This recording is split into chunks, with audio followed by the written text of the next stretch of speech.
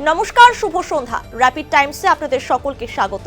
সারাদিনের সমস্ত খবর নিয়ে আমি দিয়া। স্যালাইন কাণ্ডে সুপার চিকিৎসক ও জুনিয়র চিকিৎসক মিলিয়ে মোট 12 জন সাসপেন্ড। চলবে সিআইডি তদন্ত, ঘোষণা করলেন মুখ্যমন্ত্রী মমতা বন্দ্যোপাধ্যায়। শিলিগুড়ির উত্তর সমরনগরের বউবাজার এলাকায় স্ত্রী ও ছেলেকে গলা কেটে খুন করে আত্মঘাতী হলেন ব্যক্তি। ঘটনায় চাঞ্চল্য ছড়ায় এলাকায়। শিলিগুড়ির ইস্কন মন্দির রোডে পথ দুর্ঘটনায় মৃত্যু হলো এক মহিলার। খবর পেয়ে এলাকায় যান ডাবগ্রাম ফুলবাড়ির বিধায়ক শিখা চ্যাটার্জি। দীর্ঘক্ষণ চলে পথ অবরোধ।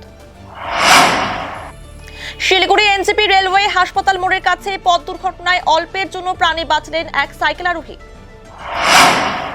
শিলিগুড়ি জলপাইগুড়ি জাতীয় সড়কের ফুলবাড়ি সংলগ্ন জটিয়াকালী এলাকায় পাচারের আগে 43টি মহিষ উদ্ধার করল নিউ জলপাইগুড়ি থানার পুলিশ। গুলিকাণ্ডে জখম 2 পুলিশ কর্মীকে দেখতে শিলিগুড়িতে এলেন ডিজিআইজি।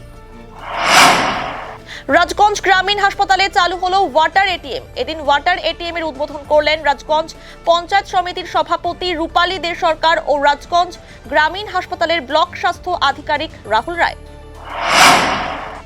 খড়িবাড়ির বাংলা বিহার সীমান্তে ভালুকগাড়ায় সরস্বতী পুজোর চাঁদা তুলতে গিয়ে ট্রাকের চাকায় পিষ্ট হয়ে মৃত্যু হলো এক স্কুল পড়ুয়ার। ঘটনায় ট্রাফিক পুলিশের বিরুদ্ধে ক্ষোভ প্রকাশ করেন স্থানীয়রা।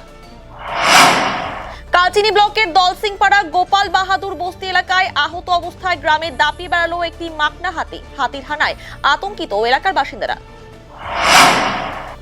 নিজের বাড়িতেই ছুরির কোপ সাইফ আলী খানের উপর। গুরুতর জখম অবস্থায় হাসপাতালে ভর্তি বলিউড অভিনেতা।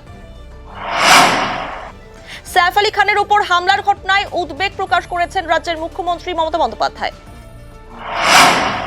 সারাদিনের সমস্ত খবরের আপডেট পেতে নজর রাখুন শিলিগুড়ি টাইমসে। শিলিগুড়ি টাইমসের খবর আপনারা পেয়ে যাবেন শিলিগুড়ি টাইমসের ইউটিউব, এক্স হ্যান্ডেল, থ্রেডস এবং ইনস্টাগ্রাম পেজেও। সঙ্গে থাকুন, দেখতে থাকুন শিলিগুড়ি টাইমস।